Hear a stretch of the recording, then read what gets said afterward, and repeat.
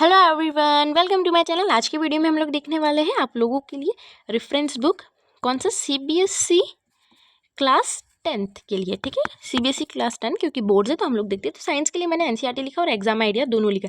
ठीक है, तो मैं एनसीईआरटी इसलिए लिखती हूँ क्योंकि एनसीईआरटी की थ्योरी बहुत ज़्यादा अच्छी रहती है और वो इनफ रहता है आप लोगों बोर्ड्स के लिए। तो आप एनसीईआरटी प्रीफर करेंगे। अगर आप लोगों को एक्स्ट्रा क्वेश्चंस करने हैं तो आप लोग फिजिक्स के लिए एस10, केमिस्ट्री और बायोलॉजी के लिए आप एबीसी प्रीफर कर सकते हो। देखो इसमें क्वेश्चंस तो बहुत अच्छे रहते हैं। ठीक है, लेकिन क्या होता है कि इसमें जो थ्योरी रहती है ना वो बहुत ज़्यादा एक्स्ट्रा रहती है और आपको इतना भी पढ़ के कोई मतलब नहीं है। इतनी ज़्यादा एक्स्ट्रा थ्योरी आप लोग पढ़ के क्या कर लोगे ना। इसीलिए आप लोग सिर्फ ये वाली जो चीज़ है क्वेश्चंस के लिए आप इनको प्रीफर कर सकते हो। बाकी एनसीईआरटी ही पढ़ना है। और बायोलॉजी और केमिस्ट्री के लिए तो एनसीईआरटी बहुत ज़्यादा इनफ रहती है और केमिस्ट्री के लिए थोड़े बहुत क्वेश्चंस जो रहते हैं आप लोगों को क्वेश्चंस प्रैक्टिस करना पड़ता है। तो इसलिए आप लोग उसके लिए वो वाली बुक्स जो है जो खरीद सकते हो। ठीक है, अगर हम लोग नेक्स्ट बात करेंगे सोशल साइंस, तो सोशल साइंस की मैंने ऑल इन वन लिखी है। हिंदी और इंग्लिश के लिए भी मैंने ऑल इन वन लिखी है। तो हिंदी और इंग्लिश और सोशल साइंस के लिए मैंने ऑल इन वन इसीलिए लिखी क्योंकि ये वाली जो बुक्स रहती है ना इसमें जो क्वेश्चंस रहते हैं वो बहुत अच्छे रहते हैं और उसमें जो आगे समरी रहती है ना वो भी बहुत अच्छी रहती है। जैसे सोशल की बात करेंगे तो उसमें जैसे ईयर लिखा रहता है कि 2012 में क्या हुआ, 1925 में क्या हुआ। ठीक है, मतलब जैसे 1200 में क्या हुआ, ये सारी ईयर लिख रहे थे, एक समरी टाइप रहता है। सो वो आप लोगों को रिवाइज करने के लिए बहुत ज़्यादा अच्छा रहता है। जैसे नोट्स रहता है और उसमें जो आगे रहते हैं वो सारी चीज़ें एकदम नोट्स के हिसाब से रहती है। ठीक है, बुक में आपको जितने 15-20 पेजेस रहते हैं उसमें 3-4 पेजेस में ही वो लोग जो है वो पूरा बहुत अच्छे से एक्सप्लेन कर देते हैं।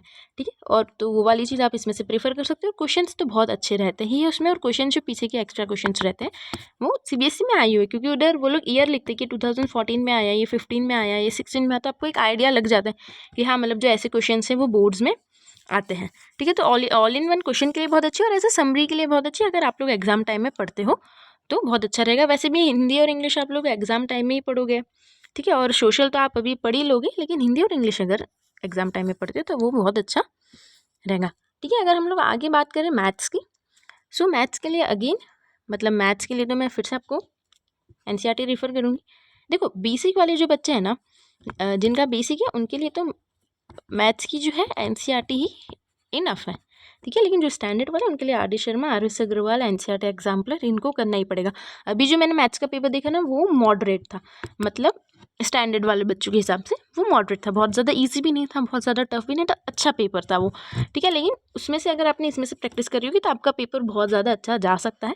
तो स्टैंडर्ड वाले बच्चे सिर्फ एनसीईआरटी नहीं करेंगे, इसमें से क्वेश्चन प्रैक्टिस करेंगे। और अगर आप लोगों ने किसी कोचिंग क्लासेस या कहीं कुछ ज्वाइन कर चुका है तो बहुत अच्छी बात है, तो आप लोगों को वहाँ पे वो प्रैक्टिस करवा देंगे। लेकिन जो बच्चे अभी सेल्फ स्टडी कर रहे हैं उनके लिए ये पॉसिबल नहीं होगा दूसरे बच्चों का लेना, क्योंकि बच्चे कभी कभी नहीं देते। तो आप लोग इसमें से भी प्रेफर कर सकते हो। ठीक है, और अगर आपको कुछ भी डाउट हो रिलेटेड बुक्स के रिलेटेड या किसी भी, देखो आपको ना एक चीज़ बता देती हूँ कि आपको जितने भी लोग हैं ना आपको रेफरेंस बुक प्रेफर करते हो और आपको बोलते हैं कि एनसीईआरटी मत पढ़ो, एनसीईआरटी नहीं। लेकिन अगर आप एनसीईआरटी को बहुत अच्छे से पढ़ोगे ना तो उसमें बहुत सारे पॉइंट्स रहते हैं जो आपके क्लियर हो जाएंगे। जब मैं एनसीईआरटी आप लोगों को पढ़ाऊंगी ना तो एक एक लाइन पढ़ाऊंगी जिससे आपकी सारी चीज़ क्लियर हो जाएगी और कहाँ कहाँ से कैसे क्वेश्चन आ सकते हो, कैसे घुमा फिरा के क्वेश्चन आ सकते हैं। ठीक है, सो अगर आप एनसीईआरटी को बहुत अच्छे से 2-3 बार पढ़ लोगे ना, क्योंकि अभी जैसे मार्च चल रहा है, हम लोग मार्च को भूल जाते हैं। अप्रैल से अगर आप लोग पढ़ाई चालू करते हो तो आपकी नेक्स्ट फैब में होगी, 2025 में, फैब 25 में होगी। तो जब तक आपके पास बहुत ज़्यादा टाइम है कि आप लोग एटलीस्ट साइंस, सोशल साइंस और मैथ्स ये 3 मेजर सब्जेक्ट्स रहते हैं। हिंदी इंग्लिश आप लोग बाद में करते हो और आपका आईटी, बैंकिंग, आर्टिफिशियल इंटेलिजेंस जो भी होगा वो तो आप एट लास्ट ही करते हो। ठीक है, तो ये तीनों बुक्स को तो आप 1-2 बार बहुत अच्छे से पढ़ ही सकते हो। आपकी वैसे भी 2 प्री बोर्ड्स होगी तो उसके हिसाब से आप लोग 1-2 बार पढ़ सकते हो, है ना। तो अगर आप एनसीईआरटी को ही बहुत अच्छे से पढ़ लेते हो और अगर उसकी बहुत अच्छी नोट्स बना लेते हो तो बहुत अच्छी बात है।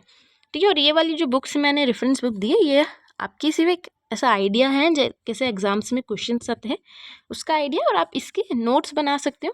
ठीक है, और ख़रीदने की आपको बिल्कुल ज़रूरत नहीं। अगर आपके लाइब्रेरी में ये बुक्स अवेलेबल है या दूसरी बुक अवेलेबल हो ना तो सारी बुक्स अच्छी रहती है। ऐसा नहीं बोल रही कि यही जो बुक्स लिखी है वही अच्छी रहती है, सारी बुक्स अच्छी रहती है।